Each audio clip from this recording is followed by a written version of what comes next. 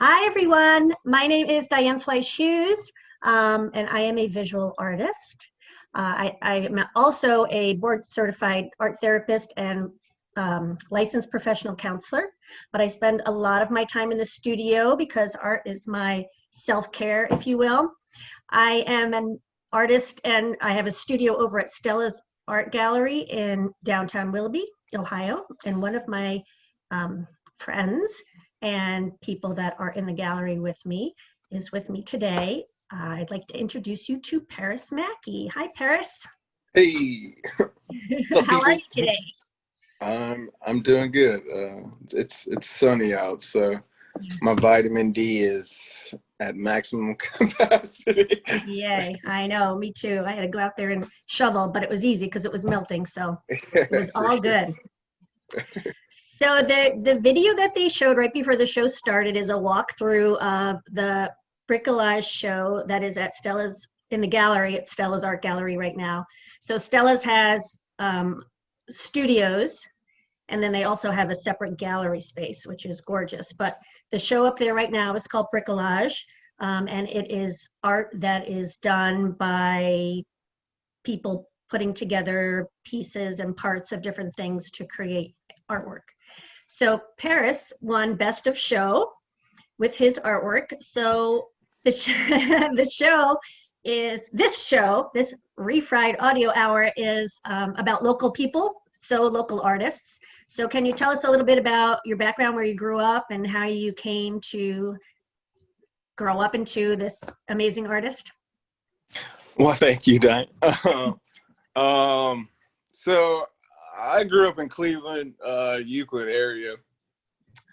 I've always been involved in the arts.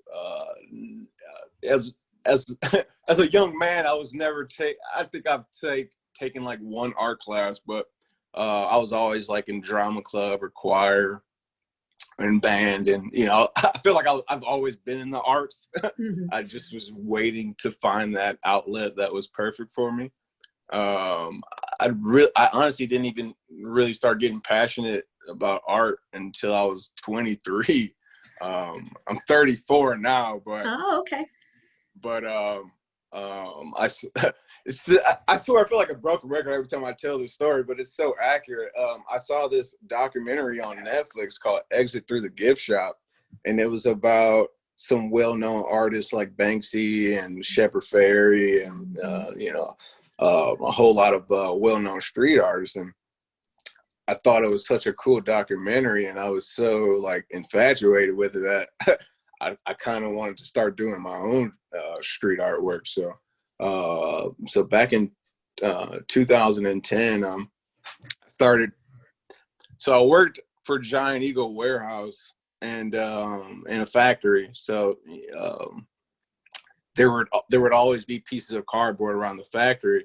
So back in 2010, I started taking those pieces of cardboard and just sketching on them, not during work hours, but around work hours. And at times, I'd sketch, a cartoon character out on one piece of cardboard, and then as time moved on, I started combining two pieces of cardboard to the point where I started painting these characters too, and then essentially posting them on light poles around Euclid and Cleveland. And then I did that for about 4 years, and gained a little following from that. Oh, I And then, love that. oh, well, thank you. So yeah, I did that for a little bit, gained a little following from that, and then I happened to see this artist on Instagram 5 years ago. Her name is Sandra Chevray. Excuse me if I pronounce her name wrong, but Okay. so she does a lot of realism portraits, mostly headshots of all females. But the headshots, each subject has like a mask over their face, and the mask itself are scenes from comic books. So what's cool about her artwork is she even paints the tear marks around the mask. And I saw that, and me being an avid comic book collector at the time, and even now, I had a lot of damaged comic books in my collection. So I was like kind of just looking at her artwork and, looking at how she, kind of paints torn paper. And I was kind of just like, man, I've got a bunch of torn comic books. I wonder if I can make, like a picture out of them. So I sketched out this picture of Batman on a piece of cardboard because I was still like cardboard artist at the time. And then, I just ripped up, all my damaged comic books and made a picture of Batman. And, it took me about 13, 14 hours or so. But after I was done, I took a picture of it, posted it on Facebook. And that picture had more likes and comments on it than anything artistic that I've done prior to that. So I kind of just hit a pivot move, and I kind of just been collaging ever since. Yeah. So tell me what your inspiration is, because I know you do comic book characters, sports figures. So what are your inspirations? How do you get ideas for new work? So I've always been a superhero comic book nerd, pretty much my whole life. So I'm always fueled by just Marvel and DC, and you see I got my Marvel shirt on. I breathe this life. So I don't know. I just pull inspiration from everything. I feel like a lot of artists are like that. Not only sourcing inspiration from one place. Sometimes it could be like a movie I watch, or an image I see, or I'll visualize it at a different style, or I just feel like there's constantly always motivation coming in, which is weird because this year's been wild, but I'm sure it's been rough. Agree. Yeah. But definitely still blessed to be able to create during this time. Awesome. So for your best of show, can you tell me the process and what's going on in that very large collage work? So the theme of the piece was so there's this conspiracy slash, I don't even know what you want to call it, but there are a lot of famous musicians who passed away at the age of 27, and they call that the 27 Club. Mm-hmm. So with that being the name of the coffee shop, the original idea was to have a few of the original members of the 27 Club, like Amy Winehouse and Jimi Hendrix and Jim Morrison, and there's a couple other well-known. But they wanted some more modern artists in there as well. Some that didn't necessarily die at the age of 27, but still kind of live that rock star lifestyle. And died young, right? Yeah, for sure. So I kind of, I had an original cast.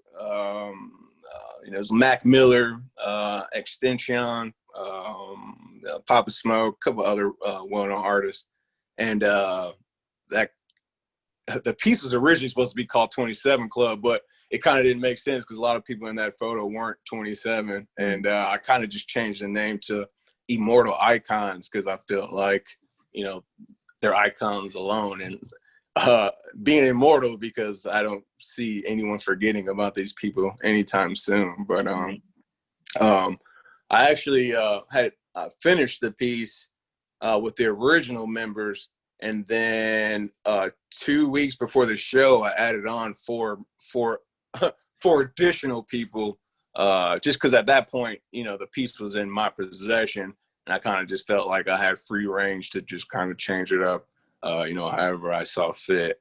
But as far as the process, so I normally sketch everything out beforehand, and then kind of when I have my base sketch down, I kind of just fill in with various scraps from my collection. Kind of just color coordinate until I get that right shade. Sometimes it's not as easy to find a dark blue or a light red, and it's super tedious, but the outcome is always worth it. Yeah, for sure. Yeah. Wow. I didn't even realize that there was that much that went into it. So that's Yeah, even more I incredible. like the long route. Yeah. For sure. All right. So, and I know now that you have, for anybody who wants to try it themselves, you have a new like kind of do-it-yourself kit. Yeah, yeah, yeah. So where can people find that? Okay, so so I sell the kits on my Etsy site currently. I have my own website as well, immortalnerd.com. I just Okay. haven't set the kits up on the actual website, but Okay. they're available on my Etsy site. I mean, on my Etsy page, Immortal Nerd. They're also available at Stella's Art Gallery once you sign up for my upcoming classes. So I have a class on the 12th from the 12th is 5 to 7, I believe. I think it's like 4 to 6. I got terrible. I'm so terrible. I think it's 4 to 6 on the 12th. And then I have another class on the 16th. That's 7 to 9. But once you sign up for the class, you automatically get the kit. And the kits are cool. At least I think. I included 4 prints from my collection. Just 4 random prints from my collection I'll just throw in. It comes with 2 canvases that already have the template already attached, 2 sponge brushes, some Mod Podge, and kind of everything you need to get your kit rolling. That sounds so cool. That's like the perfect Christmas present, right? I know, right? So that is Stella's Art Gallery, or what is there? Is it stellasart.com or stellasartgallery.com? Anyway, downtown Willoughby, or immortalnerd.com. So you are on. I got a few platforms. Tell me all your platforms. Okay, so everybody get ready to write this down. All your platforms. Go ahead. Okay, so I have 2 Instagram pages, one for my business, Immortal Nerd, and one my personal account, which is P the Nerd. My Instagram is at P_THANERD.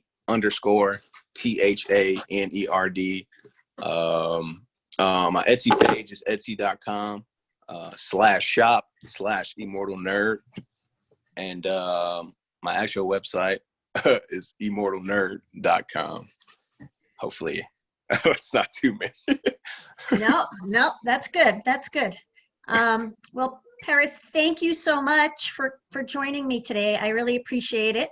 No, thank everybody you. needs to see your work. And I am Diane Fleisch-Hughes. My Instagram is DFHUGHES6, or Diane Fleisch-Hughes Art on Facebook. So thanks for joining us. Perris, have a very happy holiday. Merry Christmas to you and your family. And I'm sure I'll see you at Stella's soon. For sure. All right. Take care. You too.